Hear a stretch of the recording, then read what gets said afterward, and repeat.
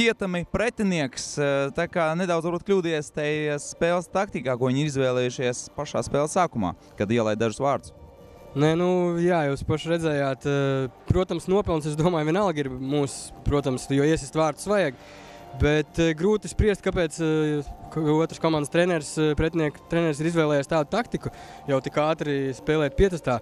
Mēs, protams, arī nebijām gatavi tādai spēlē, tāpēc tā spēle varbūt iznāca tāda izmocīta un, es teiktu, īsti tāda varbūt telpa futzāla tāda spēle, ja, tā ir vairāk treniņu spēle, bet jā, mums vajadzēja tāpat gūt vārtus, un uzvara paliek uzvara, un mēs, protams, bijām gatavojušies kā pret līdzvērtīgu pretinieku, kaut gan, varbūt pēc spēles tāds sanāca, ka mēs tā kā viegli, bet pašā laikā otrā puslaikā mēs nospēlējām nešķirti, tā kā, es domāju, grūti nāca, bet tāpēc, ka negaidījām tādu pavērsienu, kad būs tāda taktika izvēlējušies pretinieki.